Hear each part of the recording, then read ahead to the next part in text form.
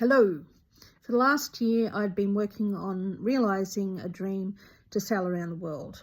This is as a result of the end of a traumatic period of time in my life and losing everything, which then I tried to alchemise into achieving something worthwhile.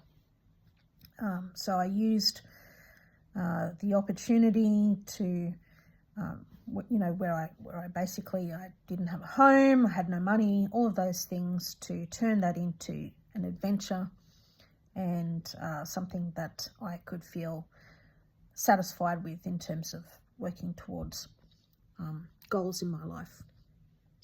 So for the last year, that's what I've been doing, and I was able to manifest a spot on a boat for an around the world rally called the World Arc, and I was meant to set off with that boat, or I did set off with that boat at the start of August. I joined that boat in Brisbane. I have done lots and lots of training, lots of accreditations. I've got accreditations coming out everywhere. I've done a sail from Sydney to Mackay, testing the waters. Obviously learned some things as part of that, but felt confident in my ability to join a crew. So a lot of you have been following along, have seen that journey, have known how much I've put into it, my heart and soul. So possibly, you're as surprised as I am to find out that at the first port of call in Mackay, I stepped off the boat. So there are three aspects of safety and risk. One of them is physical safety, and physical safety is both for your person and also for the people around you and for the boat. Is the boat seaworthy? Has the maintenance been done on it appropriately? Have good decisions been made about the way the boat is being sailed? The second aspect is resource safety. Have I got enough resources to sustain me, to sustain the crew, to make good decisions throughout the passage? When I joined the boat, the first element of safety became a bit of an issue because a lot of the maintenance hadn't been done. It hadn't been done in time.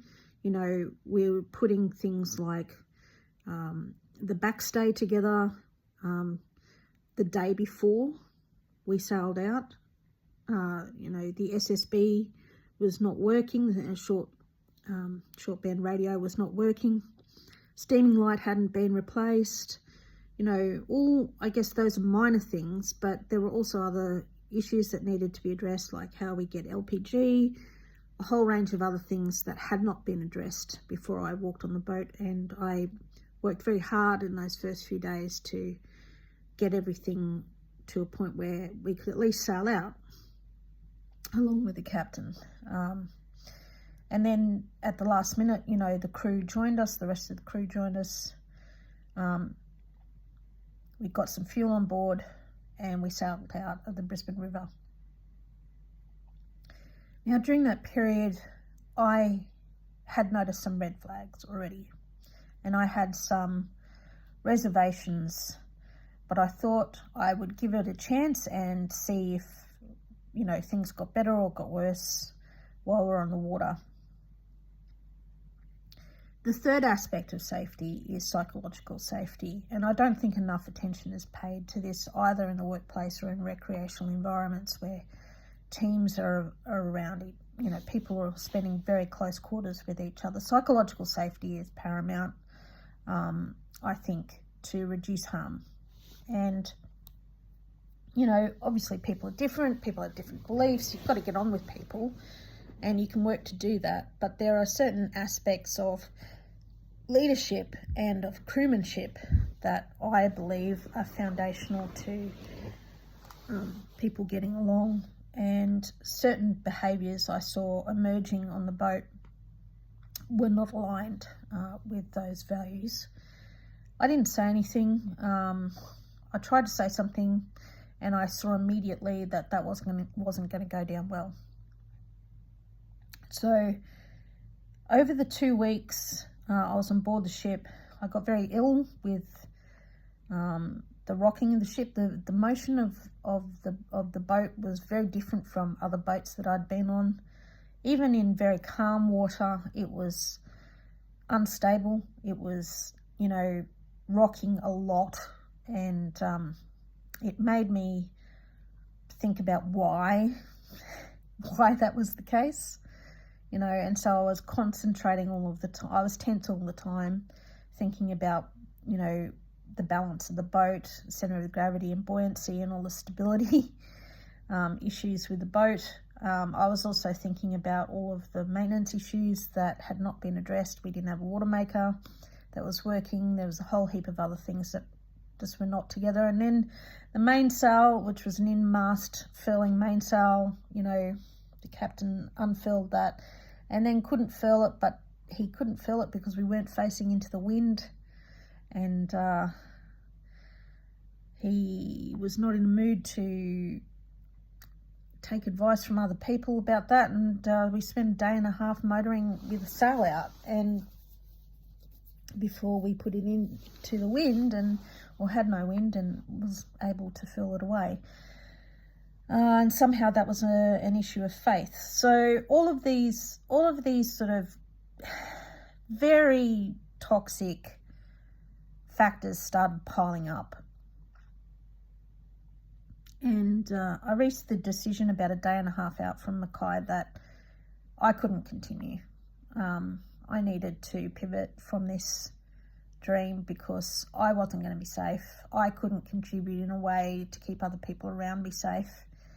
The boat wasn't safe, and I didn't think that this was going to be an adventure where I was going to walk away with anything worthwhile from any further than what I had already gathered. So I had the conversation, which was difficult, with the captain, where I said that I felt unsafe and that I needed to get off, and that I would be stepping off the boat in Mackay.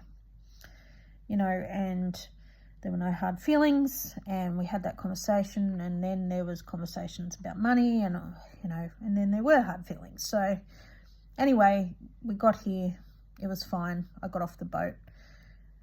But what I found is that, I'm obviously stressed. I came across scrolling through, I came across a post of another boat that's quite similar internally.